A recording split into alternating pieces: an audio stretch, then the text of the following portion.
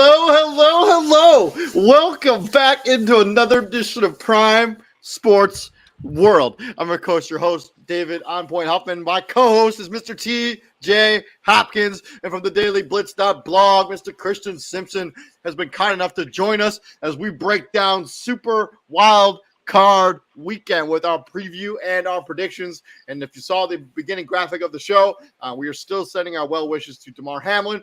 As of now, the news is mostly positive. He has been moved to a Buffalo hospital where he is in stable condition, but he still needs our prayers. So continue sending those out to Damar Hamlin. We're going to break down week number 18. If you're new here to the podcast, please like, share, and subscribe. We go live on Facebook, we go live on YouTube, we go live on Twitch, and we go live on Twitter. And I've also shared the StreamYard link into all of the places. So if you want to join us and talk some NFL action, that's in the Prime Sports World main Facebook page. So continue to check us out over there. Also, if you miss us live, you can watch us on Spotify, Apple Music, and Amazon Music, I think is what Amazon Podcast. I'll put the link into the show, so you can go ahead and check us out there as well. But welcome into the show. Happy Tuesday, everybody, and welcome into the show, TJ and Christian. Welcome. What's up, guys? A whole bunch of nothing. A whole bunch of nothing. All right. That's cool. A whole bunch of nothing. So before we get into the individual matchups, what matchup would you say you're looking forward to the most when it comes to this weekend? For me, it's the Jaguars and the Chargers. I think I look at them two somewhat evenly matched teams. Both quarterbacks can really fling the ball down the field. This is the first ever playoff meeting between two 4,000-yard passers in a regular season. And is it the first time two quarterbacks are making their first career playoff game played against each other? I believe so. Well, yeah, I think so. I don't know about that, but it's certainly intriguing, and that's probably the most intriguing matchup for me as well. No, what making their playoff debuts against each other? Buffalo and Jacksonville a couple years ago. Blake Bortles and Tyrod Taylor. I mean, maybe. Yeah. And then you could even look at the Raiders and the Bengals last year. That was Derek Carr's first playoff game. Well, I mean, Derek Carr did make it to the playoffs. He just didn't play in that game. No, that doesn't count. He didn't play. Fair enough. But let's get into the matchups themselves. Let's talk about the first one on the docket there. This is all with Seattle going into Levi Stadium and they're in Santa Clara taking on the San Francisco 49ers. There's the stats for you right there. Seattle Seahawks coming in at 9-8. They beat the Los Angeles Rams to get into the playoffs. San Francisco comes in as the 2 seed. The 2 seed. They're 13-4. All their other numbers there. Brock Purdy probably still the starting quarterback. Chris McCaffrey, George Kittle, Brandon Ayuk, Juwan Johnson, Trent Williams, Deebo Samuel is back.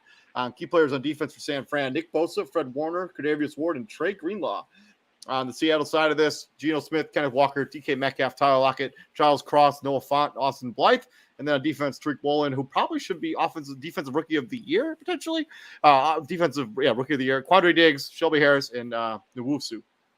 Be respectful. We know defensive rookie of the year is sauce. Be respectful. Tariq Woolen's got for sure an argument. Be respectful. It's Aiden Hutchinson. That's what it is. No, I said what I said. I said what I said. It's Aiden Hutchinson. Nobody care what you said. I said nobody care what you said. Yes, obviously they do. San Francisco is looking for the sweep on Seattle. How do you see this game shaking out, guys? That's why your pizza cardboard. Anyway, you know what? You're gonna have to see me after this goddamn show. San Francisco should definitely win this one. My older cousin, he's like Pete Carroll gonna dominate that rookie. I'm like, yeah, the same Pete Carroll that let him run a double fake on him for a touchdown. Like, yeah, that same Pete Carroll, like, yeah.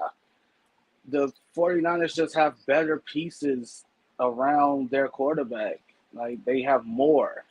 They can do more. The line is better. Like, they just have too much for the Seahawks to contend with. So San Fran should win this game. This should be a relatively, of all of the matchups that I think, of all the matchups this Sunday or Saturday/Sunday, I feel like this is the one that I feel the most strongly about, that San Francisco should win this game. I just think that their offensive line is incredible. Their defense is amazing. And I mean, Geno Smith has had a little bit of a rocky path here down the stretch here. I'm rolling with the San Francisco 49ers. They should win this game fairly handily. Christian. Yeah, I previewed this one on the site today. I like San Francisco. Only way Seattle's gonna win, they're gonna have to win it through the air. Lots of Tyler Lockett, and I think if San Francisco contains Tyler Lockett, they win this game because Tyler Lockett can do so many different things for this offense. You can line him up. He can run short. He can go intermediate. He can run the deep route.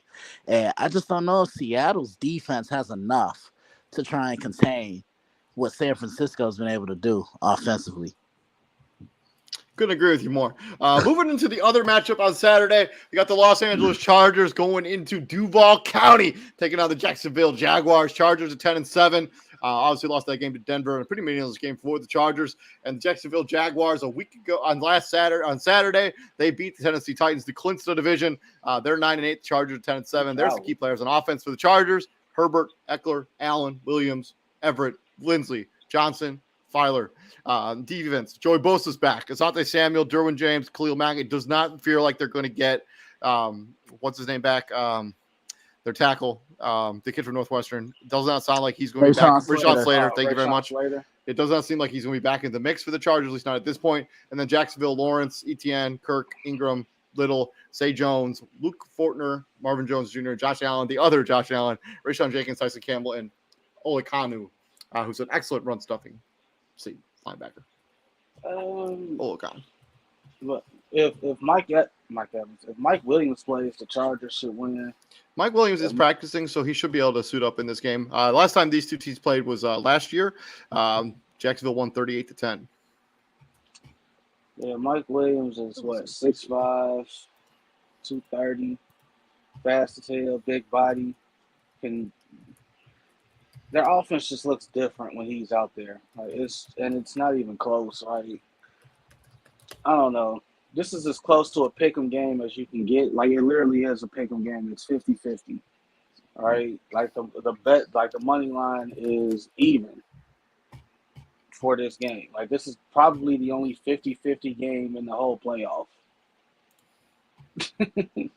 It's probably I'm not so sure about that. I think the Tampa Bay game Dallas is probably a 50-50 game. That's not 50-50. There is no way in hell.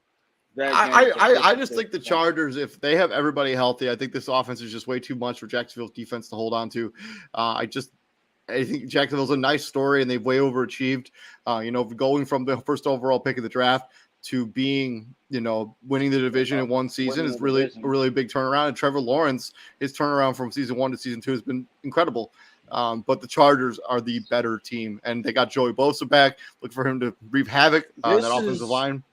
This is really a big game for Brandon Staley. Like, Brandon Staley loses, they talking about getting him out of there. Like, I'm serious. Like, that's not hyperbole. That's not over-exaggeration. That's not overreaction. If he loses this game, they're talking about firing him, especially with a guy like Sean Payton out there. So if the Chargers lose this game, Brandon Staley could very well find himself without a job. Potentially. But the fact that it's being talked about, like you always say, where there's smoke, there's fire. Yep. Especially with Sean Payton, a name like Sean Payton being out there as a potential head coaching candidate, with Jim Harbaugh being out there as a head coaching candidate, especially what's going on with Michigan right now with the investigation. But with that being said, which I think is a bunch of nothing, because like how you wait till the rumors of him coming back to the NFL come out. I mean, that's the way it goes, my friend. Come on, man. But yeah, with that being said, I'm taking the Chargers to win this game. I think they're just going to be too much on offense for the Jacksonville Jaguars. Give me the Chargers. Christian. All right, David. Oh, baby, let's go. I know what time it is. Plug number 1, baby. Shameless plug number 1. Let's go, Christian. Here's my thing about Jacksonville. They really couldn't get that running game going. Tennessee really shut that down on Saturday night. They held them to 19 yards. I think it's going to be key for Jacksonville to get that running game going in this one, because the Chargers struggle to stop the run. And, yeah, the Chargers may look like the better team on paper, but they play games on paper. Yeah, that's true, but they can look shaky at times. They find ways to lose games in the most awkward ways possible. I preview this one tomorrow. I'm really looking forward to this one. Second meeting between Trevor Lawrence and Justin Herbert. TJ, did you make a pick? I'm gonna go with the Chargers.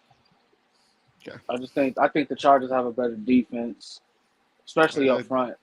Definitely agree with you on that front, because Sebastian Joseph Day has been pretty awesome for them this season.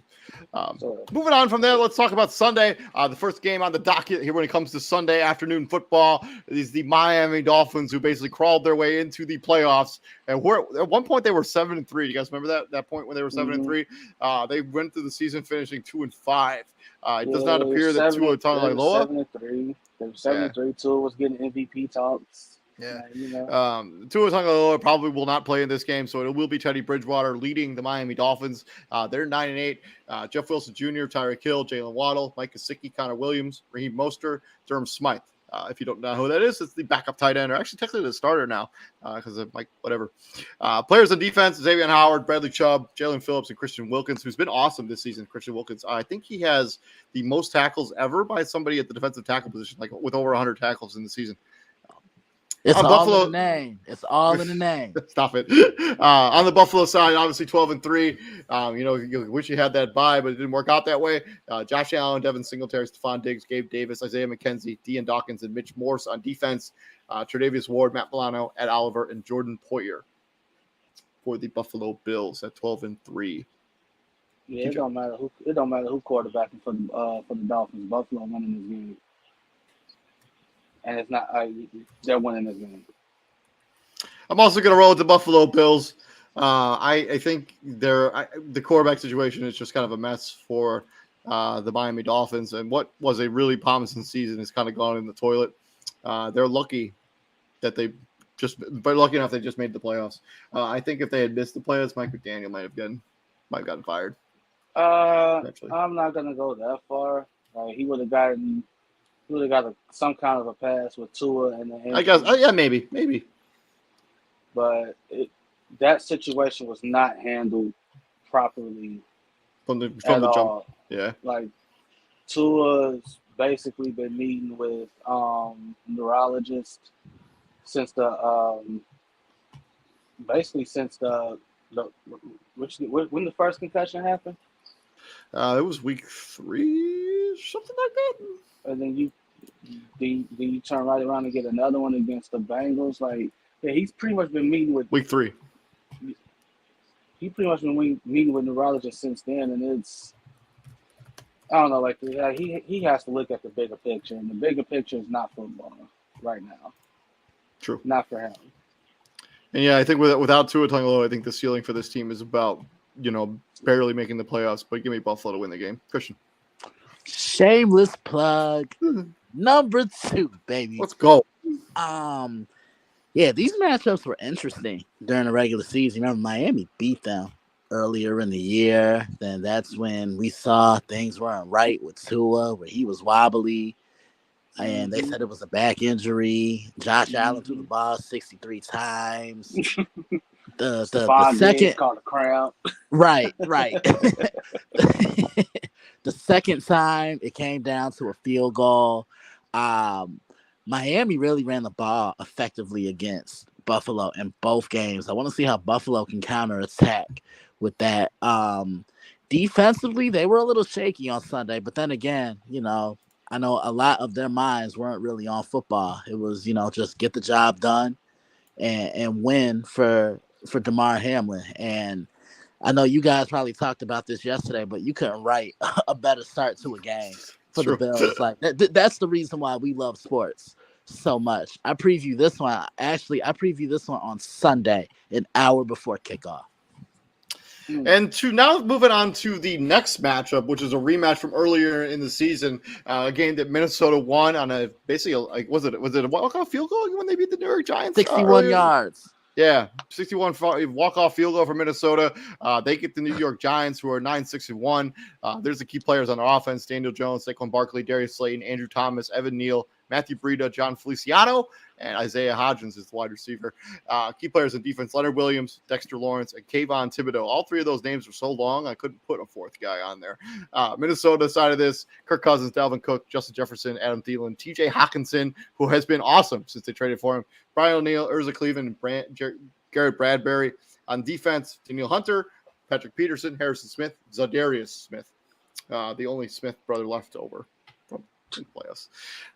But TJ, how do you think this game's going to shake out as a rematch of a earlier matchup? Was it week 10, 11? They played? It's not that the Vikings should win. Like, the Vikings got to win. Like, you got to win this game. There's still, the question marks about Kirk Cousins being a big-time quarterback, winning the games that matter, and all that other good stuff. Now, this is why winning those one-score games were so important, because now it's playoff time. This is probably where you're going to need that tight game experience of playing in a one-score game, right? So now you know how to handle yourself. You know how to keep your composure, not get rattled. You're at home, so that definitely helps. So yeah, the Vikings got to win this game, because if they lose, you looking at Kirk Cousins like, bro, what more do you need? Like, what more? Like, what more? Like, what else do you need? Like, why do you keep coming up short in the moments that we really need you? Like, what is the problem? I'm picking the Vikings. You don't have to, like, I know, like, you like to say, like, in games like this, like, I'm picking the Vikings, but I don't feel good about it. Like, it's one of those things. Like, I think they got a better matchup, a favorable matchup. Like, Kenny Galladay scored his first touchdown in 2 years since being with the Giants. All right? Like, yeah, give me the Vikings. I just don't think the Giants have enough. Christian, this is your football team. How do you think things are going to shake out here for the shameless plug number 3? The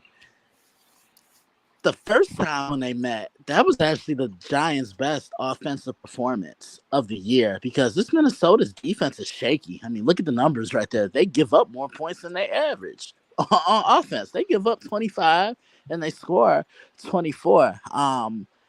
Minnesota can be shaky at times. There's only one game where they've completely put it all together, and that was the opener against the Green Bay Packers. The Giants, they're really learning, and they're trying to spread the ball around. They're letting Daniel Jones use his feet. Saquon Barkley is getting his touches, but they're trying to create a little more in the air in the passing game. My question is, what are the Giants going to do with Justin Jefferson? Because he had a field day against them a couple of weeks ago. I think this is going to be a closer game than a lot of people are anticipating. I previewed this one on Thursday. I don't think that you can really do too much to Justin Jefferson. You're not going to probably just have to double him, or maybe play, coverage underneath with a safety up top. Right. But yeah, like, I agree with you. It's easier said than done than to try and take him away. It's like you can't slow him down. Like, you can't. What's that quote? Like, you can't slow him down. Your only hope is to contain him, and containing Justin Jefferson is what. Right. I mean, right. And the Giants don't exactly have a shutdown corner they can rely on to, quote unquote, shut down Justin Jefferson. Like, there's no Zaire Alexander on this roster. There just isn't. Right. And it's funny because Jair Alexander wants to talk about his performance was a fluke. Like, fluke is him doing it one time. Like, Justin Jefferson had over 1,700 yards receiving, bro. That's not a fluke. Yeah. As TJ likes to say, you got to do it again, and he's done it 3 times.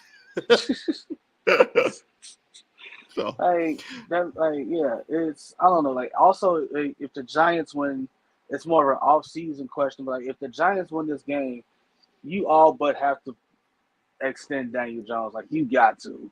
I think they're going to do that anyways. You think so? I think he's earned that. I mean, they're not going to draft early enough. I would take a flyer on like a mid, I would take a flyer on Spencer Rattler if I was the Giants. Like, take him in the 3rd or 4th round, have him be the backup. Spencer Rattler's going back to school. Okay, well then, I don't know what you do, but there's got to be one of those guys that you thought would be I don't know. Christian, weigh in on this. Yeah, I think they're gonna resign Daniel Jones. Because who else is out there that they could go out and get? You see what I'm saying? Mm-hmm. Yeah, I'm rolling with the Minnesota Vikings too. I just think offensively, I think they're going to be way too talented for this Giants off defense. Even though they have been really good, and the Vikings are dealing with a bunch of injuries in their offensive line area, so may hinder how good they're going to be. But they have Christian Darrisaw, who's probably been the best offensive lineman in the NFL this season, statistically. Give me the Minnesota to win this game. I just think that they have, but as CJ said, they kind of have to win this game. I think if you don't win this game as Minnesota, I think you blow this roster up. Outside of maybe Justin Jefferson, you keep him, but I think you do a full spread. You take a deep look. Kirk Cousins is not the guy to take you where you need to go.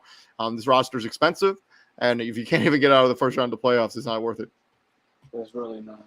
Yeah, I mean, you move on from Kirk Cousins, you keep Jefferson, you keep one of the two young tight ends you got, because you got two of them, right? You got Irv Smith Jr. Irv Smith just made his debut on Sunday, so we'll see what ends up happening there. But I would re-sign Hockenson. I think they have to do that anyways because he's going to be a free agent.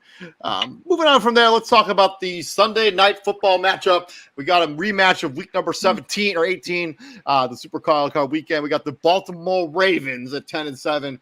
Going into Cincinnati at 12-4. I put Lamar Jackson in there as the starting quarterback for the Ravens, but honestly, I don't know who it's going to be. I should have put a little asterisk on there because I'm assuming it's going to be Lamar Jackson. I know he practiced a little bit last week, but it could be Tyler Huntley. It also could be Anthony Brown, J.K. Dobbins, Mark Andrews, Isaiah Likely, Ronnie Stanley, Morgan Moses. If you did not notice, there's not a single wide receiver there because none of them are worth listing on the list. Key players on defense, Roquan Smith, Marlon Humphrey, Patrick Queen, and Tyus Bowser. Cincinnati Bengals coming in at 12-4.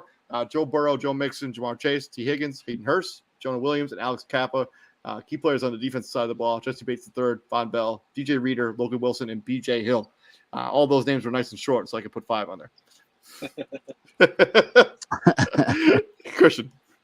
Shameless plug number 4. Yeah, Cincinnati came out blazing the other day. Fast on defense, quick on offense. Burrow was taking care of the ball. Remember, this is the team that represented the AFC in the Super Bowl last year. And I think they're a little scarier now because they have a year of experience. Last year, they were just learning. They were going on as every game. They were learning as every game was going on. Now, I'm really curious to see how they look with that year of experience. Is Lamar playing? Because I heard he was trying to come back. Let me actually do a legit Google on this because I know he practiced a little bit last week before their late game last week. But with the Ravens having very little to play for, I don't think they wanted to risk it. So I don't know. I don't know. It can't be a good sign for him that they went ahead and paid Roquan Smith today. They made Roquan Smith the highest paid linebacker ever. Mm-hmm. Wow, I did not even know that. Mm-hmm. So you got to look at that like, all right, you gave him this. What's left for me? Well, you can always go over the cap and re-sign your own guys. I ain't trying to hear that. I want an MVP for y'all. This dude got here 2 months ago. Seriously. Our defense really, he wasn't really the make or break piece for our defense. They went 10-7. What real difference did Roquan Smith make for that defense? Seriously. And they went ahead and made him the highest paid linebacker ever. Well, I think it has a lot to do with the fact that the assets they gave up in order to get him. And I am, again, I pointed it out when they first made the trade. I'm like, now you have 2 disgruntled guys you have to worry about paying. Because at the time, Roquan didn't have a deal, and we didn't know how he would react to not having the deal and running the risk of getting tagged by the Baltimore Ravens. So yeah, I don't know. Like if I'm Lamar Jackson, do I come back? I don't know. Like they always quote unquote, it's not a good look, quote unquote, the not a good look that he quote unquote quit on the team. I'm like, I mean, he's hurt. What do you want from him? if I he mean, can't, if he can't go, he can't go. We don't know his body. We don't know his body. I've never had the injury he's had. That he has. he's got a PCL sprain. I mean, that's a pretty big time injury. If you re-injure that, we're talking about a lengthy recovery. I've never had that injury. I'm sure the folks saying he quit on his team never had that injury. So who the hell are they to sit there and try to judge him and call him a quitter? Cincinnati's going to win this game just because, like, for the simple fact, like, the offensive firepower they have is ridiculous. It is nuts. I mean, T. Higgins wasn't even good in their game against Baltimore. They still put up like 30 points. Like you have three guys that can go over 100 yards. And they got two competent running backs. They got a really good tight end. I mean, this is their offense is super firepower, legit. And I'm taking Cincinnati to win this game as well. I just think it's going to be a repeat, especially if Lamar Jackson doesn't play. If Lamar Jackson doesn't play, they have zero chance of winning this game. It will probably be the most lopsided victory of the weekend. Yeah. Baltimore, like, they come out shaky at times, and the Bengals can almost out physical the Ravens. Absolutely.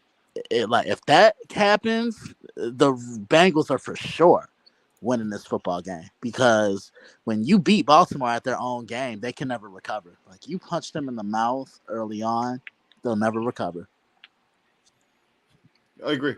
Also, even if you punch them later in the game, they may not recover. So, it's one of those things with Baltimore. They've let a lot of leads slip away. This is a battle-tested Cincinnati Bengals team. That Roquan Smith deal, David, I think it's 6 for 100. 5 for 100. Was 60 guaranteed. Yeah, 5 for 100 with 60. Yeah, it's 17 point whatever. I mean, that's really not. I mean, we're talking about what Lamar Jackson's going to end up signing for whenever he does. It's not going to be anywhere close to that. It's going to be like over $250 million. It just goes to the value of the positions in the NFL these days. Moving over from that, we have a Monday night football game. I cannot remember the last time we had a Monday night playoff game. Last year. We had one last year. Why don't I remember that? Yeah, Cardinals Rams. Please. I mean, come on. That was it was a super beatdown. But yeah, Dallas Cowboys going into Tom Brady land, taking on the Tampa Bay Buccaneers. Dallas Cowboys at 12-5. Their key players on the offensive side of the football: Dak Prescott, Tony Pollard, Ezekiel Elliott, Tyler Smith, Dalton, Bobby Schultz's cousin, Schultz, CeeDee Lamb, Michael Gallup, Tyler Smith, and Tyron. I got Tyler Smith on there twice. Whatever. He's good enough. He's been good enough as a rookie to be on there twice. On defense, Micah Parsons, Trayvon Diggs, Anthony Barr, DeMarcus Lawrence. And then on the Tampa Bay side of this, Tom Brady, Leonard Fournette, Mike Evans, Chris Godwin, Kate Otten, Shaq Mason, Donovan Smith, Tristan Wirfs, Russell Gage, and then their defensive side, Akeem Hicks, Levante David, Devin White, who at one point was probably the best linebacker in the football. He's really cooled off since that Super Bowl season. And then Antoine Winfield Jr., the safety from they're 8-9, fresh off losing to the Falcons. Both these teams kind of sputtered their way into the playoffs, coming in on taking L's in the final week of the season. But they have really good defenses on both sides of this at times. The whole season. But do you think Tampa Bay benefited from the fact they didn't really play a lot of teams with explosive offenses? That's why their defense looked good. Yeah, you could definitely say that. I think the best offense they played all year was probably Cincinnati. I mean, they played Dallas in week 1.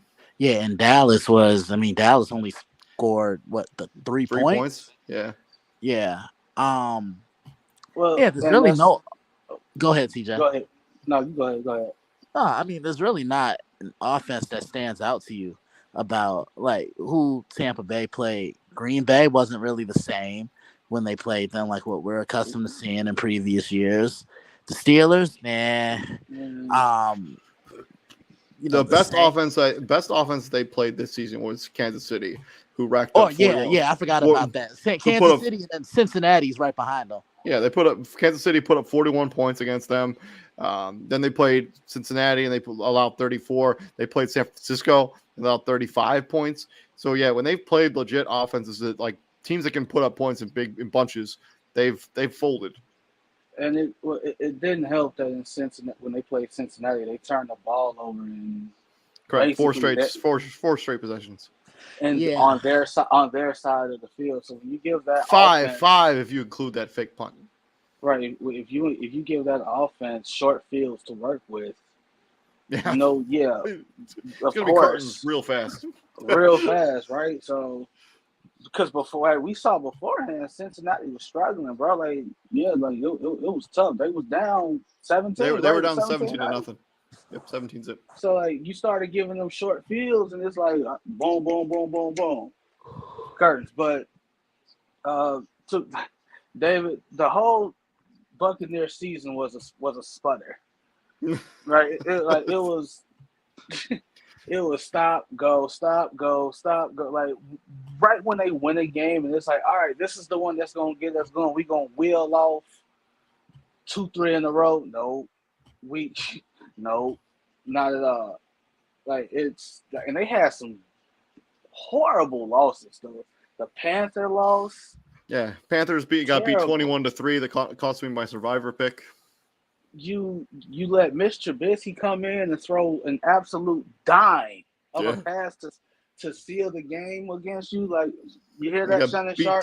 They got beat down by Brock Purdy and the San Francisco 49ers. Well, actually turned out Brock Purdy beat a lot of teams down. there. And Brady did not look good in that game because he short hopped a lot of passes, and they struggled in the red zone pretty much all season. They had 3 red zone, like first drive touchdowns all season in the red zone. 3. Come on, like and the third one weirdly came in the last game of the season against the Falcons where Brady hit Kyle Rudolph. Like that was it was Dallas should win this game.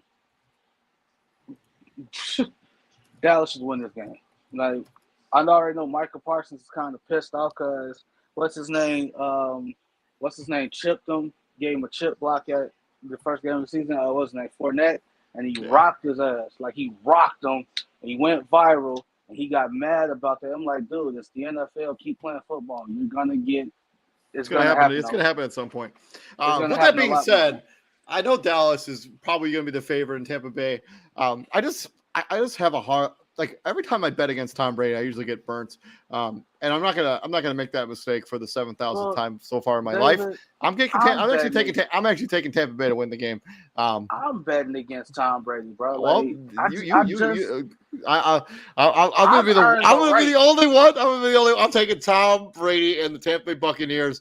Dallas Cowboys at times they get away from what they're good at. And what they're good at is running the football and having Dak make timely throws in timely moments.